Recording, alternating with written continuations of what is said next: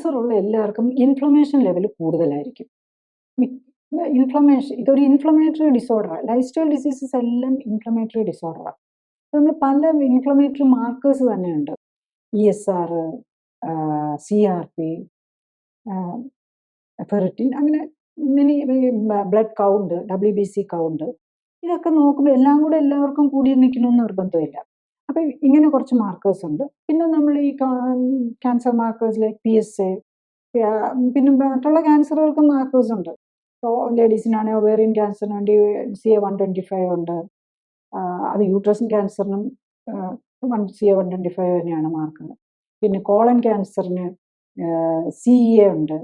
Pancreatic ക്യാൻസറിന് CA-125 ഉണ്ട്. Lung ക്യാൻസറിന് ഒരു സിഫ്ര എന്ന് പറയുന്നുണ്ട്. അപ്പം അങ്ങനെ പല ഹോർമോൺ ട്യൂമർ മാർക്കേഴ്സും ഉണ്ട്. അപ്പം ഐഡിയലി നമ്മൾ എന്താ ചെയ്യേണ്ടതെന്ന് വെച്ചാൽ എവറി ഇയർ, പ്രത്യേകിച്ച് ഒരു ആഫ്റ്റർ 40, ശരിക്കും ഓവർ വെയിറ്റ് ഒക്കെ ഉള്ളവരാണെങ്കിൽ അതിനു മുമ്പ് തന്നെ അറൗണ്ട് ഒരു 30, ഇപ്പം നമ്മൾ 20ലും 30സിലും ഒക്കെ ക്യാൻസർ കാണുന്നതുകൊണ്ട് നമുക്ക് അഫോർഡബിൾ ആണെന്നുണ്ടെങ്കിൽ നമ്മൾ ഈ ക്യാൻസർ മാർക്കേഴ്സ് നോക്കുക. അപ്പോൾ ക്യാൻസർ മാർക്കേഴ്സ് നോക്കുമ്പം നമ്മളൊരു ക്യാൻസർ ഓങ്കോളജിസ്റ്റ് ഒരിക്കലും ഇങ്ങനെ ഒരു പ്രിവെൻറ്റീവ് ആസ്പെക്റ്റിൽ ക്യാൻസർ മാർക്കേഴ്സ് നോക്കാൻ പറയാറില്ല.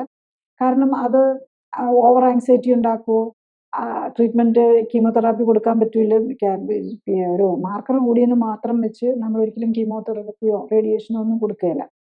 പക്ഷെ നമുക്ക് അവിടെയാണ് നമ്മളുടെ ലൈഫ് സ്റ്റൈൽ കറക്ഷൻ ഇമ്പോർട്ടൻസ് വരുന്നത്.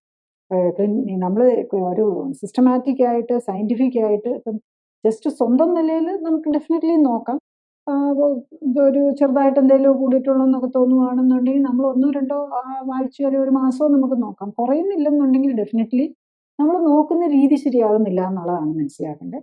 അപ്പോൾ നമ്മൾ കറക്റ്റായിട്ട് അതിന് എക്സ്പേർട്ട് ആയിട്ടുള്ള, ഇപ്പോൾ ഒരു ഓങ്കോളജിസ്റ്റ് ലൈഫ് സ്റ്റൈൽ കറക്ഷനുള്ള ഒരു അവർ ഓങ്കോളജി ക്യാൻസർ മെഡിസിൻസ് കൊടുക്കാൻ, അല്ലെങ്കിൽ ഓങ്കോളജി റേഡിയോ തെറാപ്പിസ്റ്റ്, അവർ റേഡിയോ തെറാപ്പി കൊടുക്കാനുള്ള എക്സ്പെർട്ടൈസേ അവർക്കുണ്ടാവുള്ളൂ.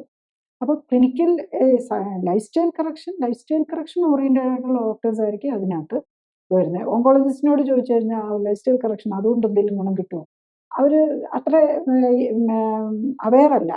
അത് നമ്മളുടെ മെഡിക്കൽ എഡ്യൂക്കേഷൻ സിസ്റ്റത്തിൻ്റെ പ്രോബ്ലമാണ്. ശരിക്കും ഇതൊക്കെ സോഷ്യൽ ആൻഡ് പ്രിവെൻറ്റീവ് മെഡിസിനിൽ തന്നെ ഇതിനകത്ത് പറയുന്നത് ബേസിക്കലി ഇതൊക്കെ ലൈഫ് സ്റ്റൈൽ ഓറിയൻറ്റഡ് ആയിട്ടാണ്. പക്ഷെ ഓരോ സ്പെഷ്യാലിറ്റിയിലേക്കും പോകുമ്പോൾ അവരുടെ ഇത് മാത്രമേ ഉള്ളൂ, അതിൻ്റെ ലൈഫ് സ്റ്റൈൽ ഇമ്പോർട്ടൻസ് മനസ്സിലാക്കുന്നില്ല എന്നുള്ളതാണ്. കൂടുതൽ അറിയാൻ ലിങ്ക് ക്ലിക്ക് ചെയ്യുക. കൂടുതൽ വീഡിയോകൾക്കായി സബ്സ്ക്രൈബ് ബട്ടൺ അമർത്തുക.